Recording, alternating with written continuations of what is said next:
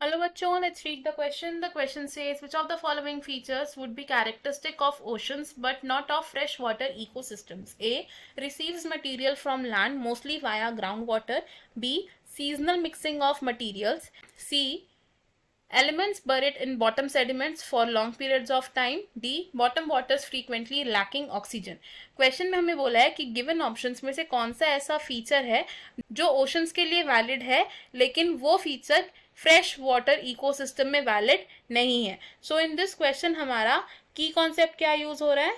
की concept for this question is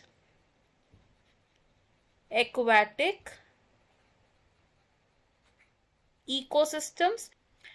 ecosystem का मतलब होता है फंक्शनल यूनिट ऑफ नेचर, और एक्वेटिक इकोसिस्टम्स यानी कि वो इकोसिस्टम जो एक्वेटिक बॉडीज में प्रेजेंट है. अब एक्वेटिक इकोसिस्टम्स के एग्जांपल्स क्या हो सकते हैं? It can be lakes, ponds, rivers, oceans etcetera. अब जो डीप एक्वेटिक बॉडीज होती हैं उनमें लाइट पेनिट्रेट नहीं करती टू द बॉटम लेयर्स, यानी कि light can not penetrate to the deep layers of water. अब एक्वेटिक इकोसिस्टम्स होते हैं टू टाइप्स के, और ये दो टाइप्स ऑफ एक्वेटिक इकोसिस्टम्स क्या होते हैं? These are marine ecosystems and fresh water ecosystems.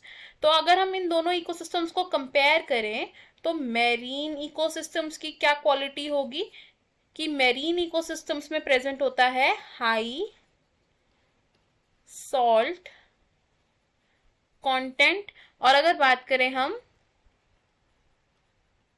Fresh water ecosystem की तो फ्रेश वाटर इकोसिस्टम में लो सॉल्ट कंटेंट होता है इन द वाटर. अब जो मैरीन इकोसिस्टम्स होते हैं इनका एग्जाम्पल क्या हो सकता है? ओशियंस. और फ्रेश वाटर इकोसिस्टम का एग्जाम्पल होता है pond, lake, river etcetera. Marine ecosystems होते हैं very deep and very large ecosystems, जिसकी वजह से इन ऑर्गेनिजम्स में क्या होता है? accumulation of dead organic matter in bottom layers, यानी कि बॉटम लेयर्स में डेड ऑर्गेनिक मैटर बरी हो जाता है over the course of time. लेकिन अगर हम बात करें फ्रेश वाटर इकोसिस्टम्स की तो फ्रेश वाटर इकोसिस्टम्स में ज्यादा एक्यूमुलेशन नहीं होता. Not much accumulation. Marine ecosystem से हम डिराइव कर सकते हैं फॉसिल फ्यूल्स को, because dead organic matter accumulated होता है एट द बॉटम लेयर्स. अब अगर हम बात करें फ्रेश वाटर इकोसिस्टम में प्रेजेंट मटेरियल्स की तो ये मटेरियल्स कहाँ से आते हैं? दे कम फ्रॉम सरफेस यानी कि लैंड, या फिर ग्राउंड वाटर. तो हमारे पास जो ऑप्शंस थे इन ऑप्शंस में से हमारा ऐसा कौन सा फीचर है जो सिर्फ ओशंस के लिए वैलिड है और फ्रेश वाटर इकोसिस्टम के लिए वैलिड नहीं है? That is option C, which is element buried in the bottom sediments for long periods of time. बाकी के ऑप्शंस क्यों रॉन्ग है हमारे? बिकॉज ऑप्शन ए से receives material from land mostly via ground water, ये option wrong होगा because it represents fresh water ecosystem.